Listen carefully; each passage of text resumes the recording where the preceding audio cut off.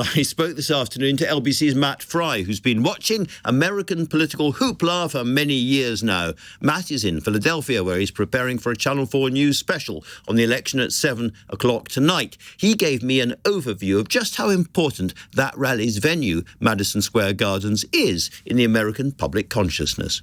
Well, it's right in the heart of Manhattan. It is the kind of sports arena, music arena. It's where Muhammad Ali fought one of his most famous fights.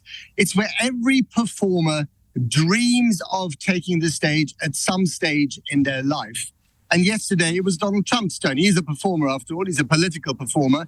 And the fact that he did it there in this iconic venue, the fact that he did it in New York, the city that he used to call home before he moved to Florida, the city that he plastered, the skyline of which he plastered with his name in a dozen skyscrapers, but the city that also convicted him as a felon. It was a kind of middle finger to the Big Apple, to the city that never sleeps, saying, I'm still here, I'm very much awake, take that.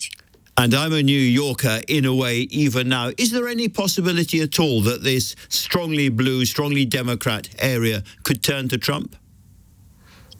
I doubt it, Andrew. And I think especially after last night, what is so astonishing for me, and, I keep saying this, and I've been following Trump for the last decade or so, is why does this man, when he's so close to victory, decide to double down on the vitriol, on the misogyny, on the racism, on all the really nasty stuff that his base might love, but the swing voters, those famous swing voters who are often Latinos, or African Americans, they don't like that stuff. And the kind of hint of a Nuremberg rally that we heard last night, and there really was an awful lot of very bad off-color humor and misogyny. The New York Times described it as a carnival of racism and misogyny. Why do that when you're so close in the polls to Kamala Harris, when you're insulting the very people that you need to win over? And it goes back to my old theory, Andrew, that the only person who's really capable of defeating Donald Trump in these weird days is Donald Trump himself. Absolutely fascinating. Maybe he knows, however, something about the American id the rest of us don't. I mean, Anthony Scaramucci, the Mooch, who we had on this show last week, said that the race baiting, he said in that thing, it's all the things that we were doing in the 30s and 40s. He was really quite shocked by it. And yet, the razzmatazz, the sense of I am the victor, does play into a lot of American dreams, doesn't it?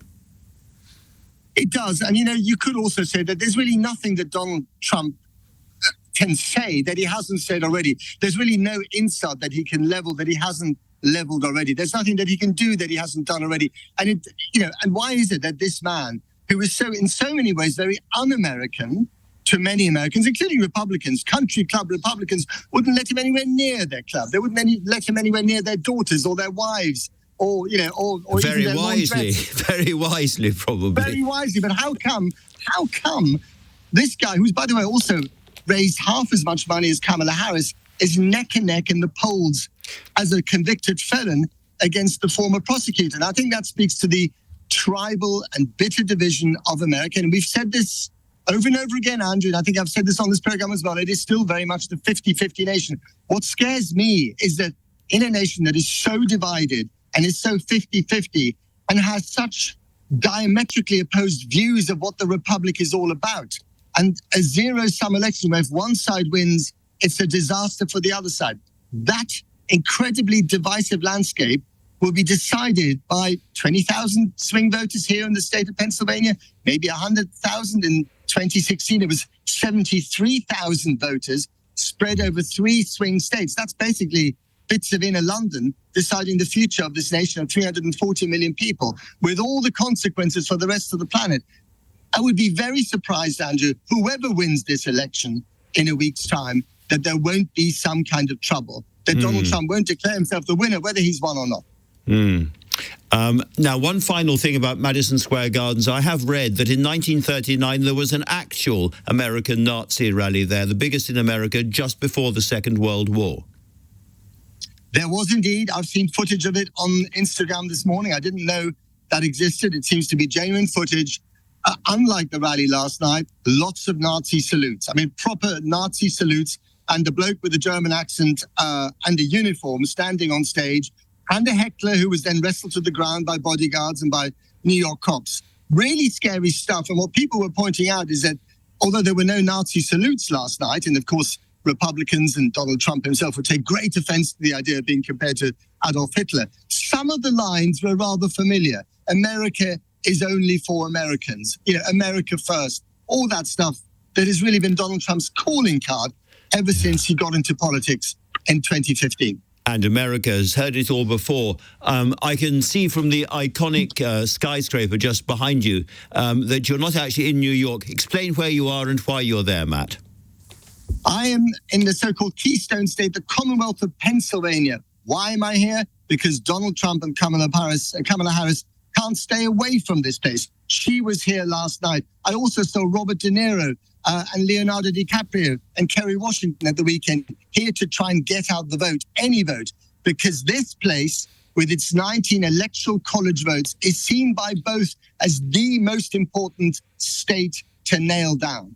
And if they can do that, and the polls are very much 50-50 here, then they are one very, very giant step closer to getting into the White House. That's why they've both been here at least 60 times between the two of them since the beginning of the campaign. They spent hundreds of millions of dollars on this place. And it is, of course, glorious. That perfect fall weather, Andrew, that it's sunny, a little bit chilly in the air. But this is the place they'll keep coming back to. And by the way, if she doesn't win the White House, then the fact that she chose Tim Walz, the governor of Minnesota, over Josh Shapiro, the governor, the very popular governor of Pennsylvania, as her running mate, will be seen as one thing to fault.